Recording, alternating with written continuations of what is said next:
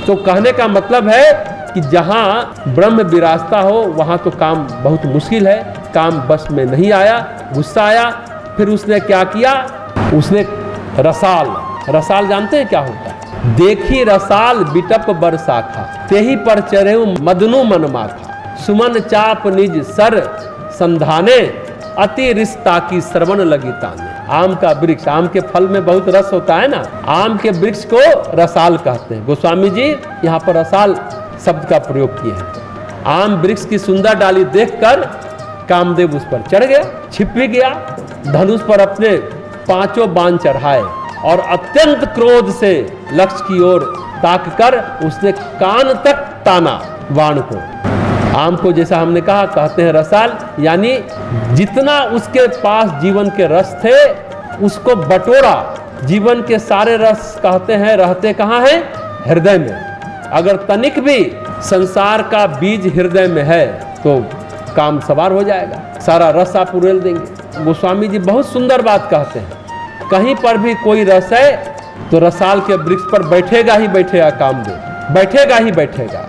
मदन मन भाखा, मन में क्रोध से भरा आम के पेड़ पर चढ़ गया भगवान शिव से बदला लेने के लिए। एकमात्र ऐसा योद्धा है, देखिए एक ऐसा ये युद्ध है, अद्भुत है, जो फूलों के बाण चलाता है। कामदेव सिर्फ फूलों के बाण को चलाता है, उसी से सबको, पूरी सृष्टि को पराजित करता है। कभी वो कोई दिव्यास्त्र, किसी नागास्त्र, किसी वरुणास्त्र, किसी पार्शुपास्त्र, किसी ब्रह्मास्त्र से नहीं, वह फूलों के बाण से परास्त करता है। जो काम सबके मन को विचलित किए हुए बैठा है वह अब स्वयं विचलित हो रहा है, स्वयं क्रोध में आ गया।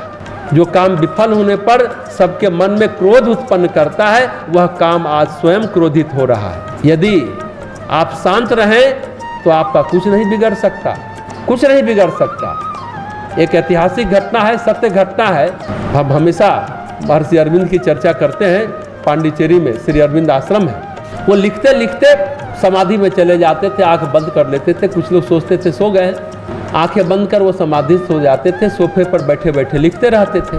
पांडिचेरी में जो गए होंगे उनको पता होगा, जब समुद्री आंधी चलती है और उसका वेग कभी कभी इतना तीव्र हो जाता है, इतना तीव्र हो जाता है, जमीन पर आए हुए आंधी से कई गुना तेज होता है समुद्र के किनारे जो आंधी आती है। समुद्र की आंधी, समुद्र की हवाएं चलती हैं तो खिड़की दरवाजा खुलता पलता नहीं, लगता है कि हिल रहा है, दीवार हिल रहा है, ऐसा लगने लगता है कि दीवार हिल रहा है। ऐसी अवस्था में एक दिन आंधी आ गई। उसी समाधि में थे, आंख बंद किए हुए, सोफे पर आंख बंद किए हुए थे। नीरज वरण पांडिचेरी में रहते थे, उनको लगा महर्षि अरविंद तो लिखते रह रहे हैं, कहीं वो समाधि में होंगे, हवा में पन्ना उड़ जाएगा।